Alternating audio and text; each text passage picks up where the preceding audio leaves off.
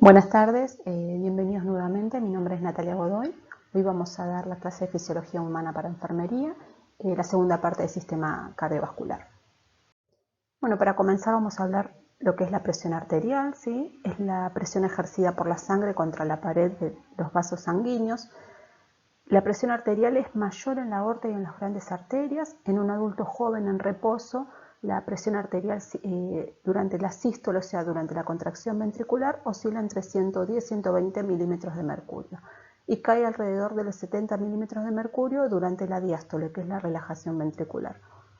Bien, entonces podemos decir que la presión arterial sistólica es la presión sanguínea más alta alcanzada en las arterias durante la sístole y que la diastólica es la presión sanguínea más baja durante la disminución, o sea, durante la diástole. Bien, los valores normales de la presión son estos, ¿sí? Oscilan entre 120, 89 de sistólica y de diastólica, ¿sí? Y a partir de 140 de sistólica y de 90 de diastólica empieza con la hipertensión, que puede ser etapa 1, etapa 2 y etapa 3, ¿sí? Bueno, también tenemos lo que es la TAM o la PAM, ¿sí? Que es la presión sanguínea promedio en las arterias, ¿sí? Este es un cálculo matemático que se realiza sumando la presión sistólica más la presión diastólica por 2 dividido 3, ¿sí? Vamos a hacer un ejemplo. Por ejemplo, que un paciente tenga 120 de sistólica con 80 de diastólica, ¿sí? Entonces vamos a sumar los 120 de la sistólica más los 80 de la diastólica por 2, que serían 160. Si eso lo sumo, los 120 de la sistólica me va a dar 280. Dividido 3, que es un número que no se modifica, nos va a dar un 93 de PAM, de presión arterial media. Bien, ahora la presión arterial está condicionada por tres cosas, ¿sí? Primero por el gasto cardíaco, que es el volumen minuto también se ha llamado, que es el volumen de sangre expulsado por el ventrículo en un minuto. El valor normal promedio en una persona sana es de aproximadamente 4,5 litros en un minuto, ¿sí? Está condicionado también por la volemia, que es el total de sangre en una persona, que es de aproximadamente 5 litros, y también por las resistencias vasculares, ¿sí? Que es la resistencia al flujo ofrecida por los vasos sanguíneos de la circulación sistémica.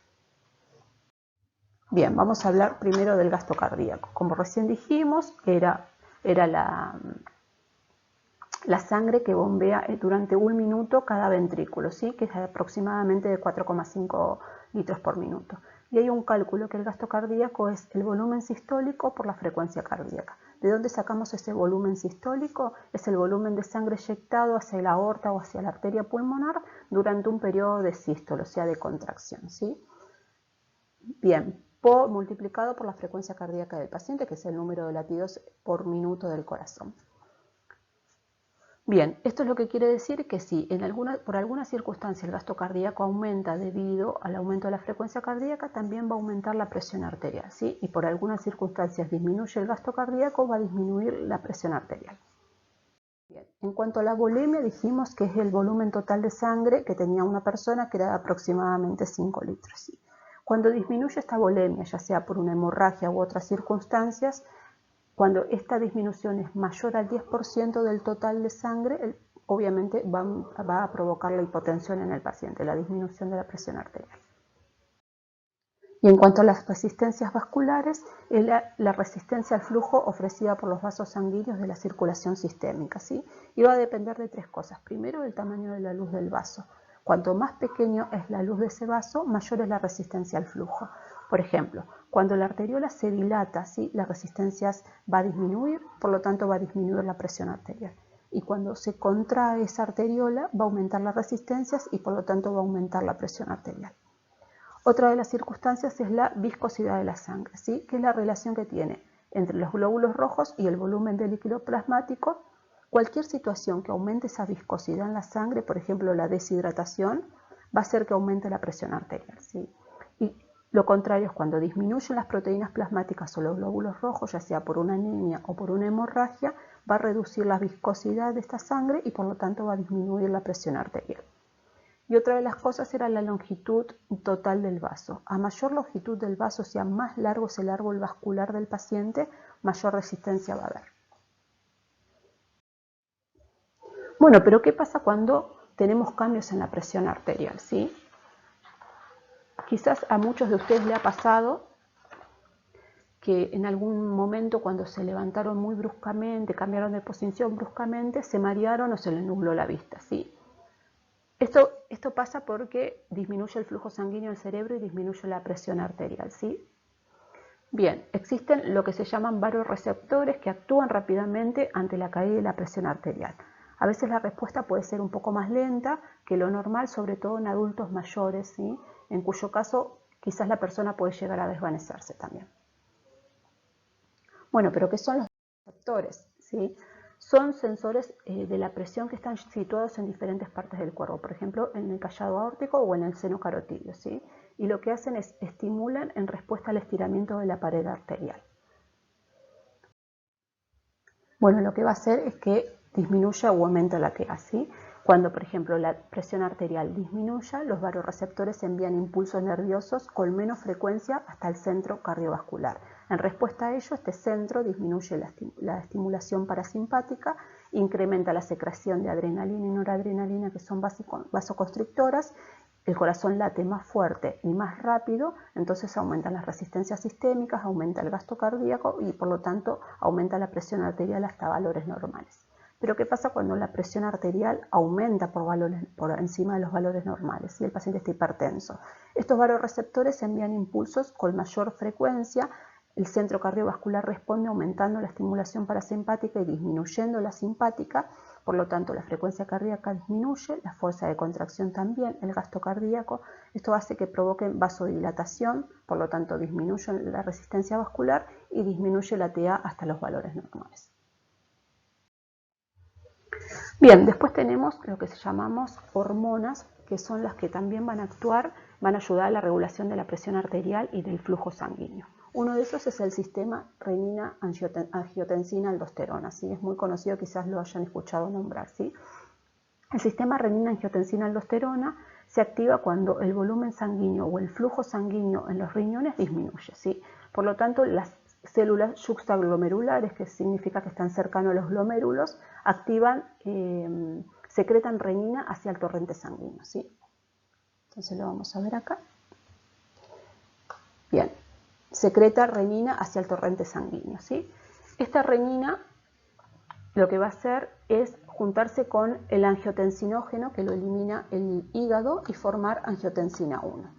Esta angiotensina 1 se tiene que convertir a angiotensina 2 y lo hacen los pulmones a través de la enzima de la ECA, ¿sí? Que es la enzima convertidora a angiotensina 2. Bien, esta a su vez tiene dos funciones, la angiotensina 2. Produce dos efectos, ¿sí? Principalmente vasoconstricción a nivel de los vasos sanguíneos, ¿sí? Por lo tanto va a aumentar la presión arterial y también hace que la glándula suprarrenal secrete aldosterona, ¿sí? Esta aldosterona lo que va a hacer es retener agua y sodio, por lo cual va a aumentar el volumen sanguíneo y por lo tanto aumenta la presión arterial. Bien, otra de las hormonas que actúan también son la adrenalina y la noradrenalina, ¿sí? La médula suprarrenal libera adrenalina y noradrenalina y estas hormonas lo que hacen son vasoconstrictoras, ¿sí? Por lo cual aumentan el flujo sanguíneo, aumentan el gasto cardíaco y por lo tanto la presión arterial. Otra de las hormonas es la hormona antidiurética ADH o también llamada vasopresina, ¿sí? Está producida por el hipotálamo y liberada en respuesta a la deshidratación. Por lo tanto, disminuye el volumen sanguíneo y lo hace de dos maneras. Produce vasoconstricción, por lo tanto aumenta la presión arterial y tiene la otra acción que es antidiurética, dijimos efecto vasopresor, y la otra función es antidiurética, ¿sí? Lo que hace es estimular la reabsorción de agua, lo cual permite concentrar la orina y por lo tanto disminuir la diuresis. Bien, y otra de las hormonas es el péptido natriurético auricular, pero esto es lo que actúa cuando la presión arterial está muy alta, ¿sí? Está liberado por las células de la aurícula, lo cual hace que la presión arterial disminuya a través de la vasodilatación y promoviendo la pérdida de sal y de agua en orina, por lo cual disminuye el volumen sanguíneo. Bien, y como le prometí la semana pasada, vamos a ver un poquito de electrocardiograma, cómo calcular la frecuencia cardíaca, ¿sí?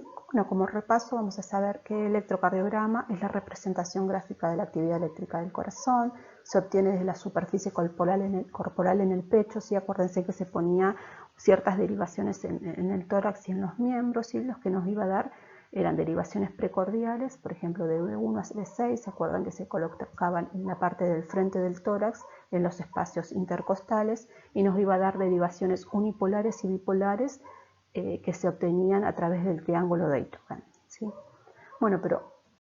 Bueno, uno de los métodos para calcular la frecuencia cardíaca, ¿sí? Recordemos que son 3, es el método de 1500, ¿sí? Este método tenemos que dividir 1500 dividido la cantidad de cuadraditos que encontramos entre onda R y R, por ejemplo.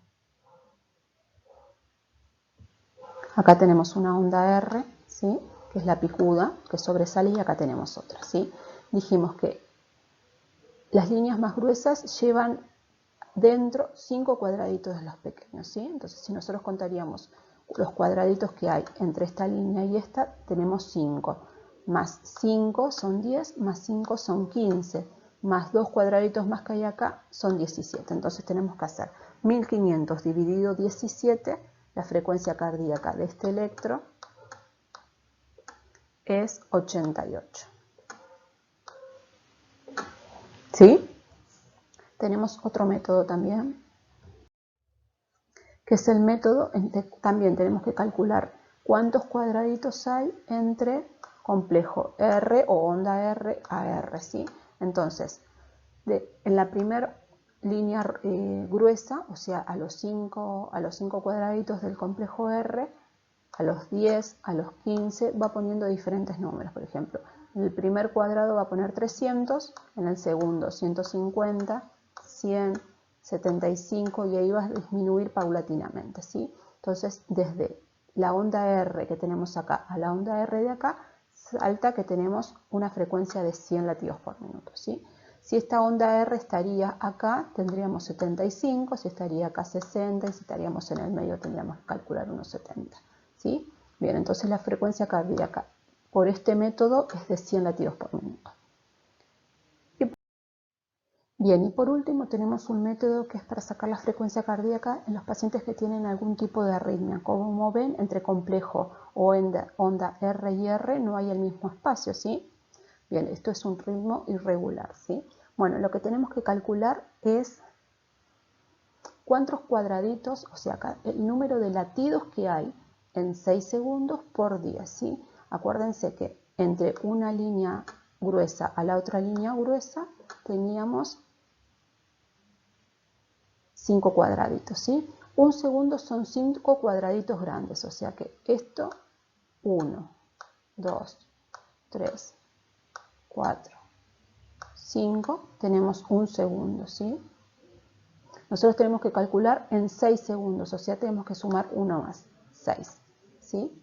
Bien, en 6 cuadrados grandes, 1, 2, 3, 4, 5, 6, ¿cuántos latidos hay o cuántos complejos? Acá vemos 1, 2, 3, 4, 5, 6, 7, 8, 9, 10. Entonces, los números de latidos que hay en 6 segundos son 10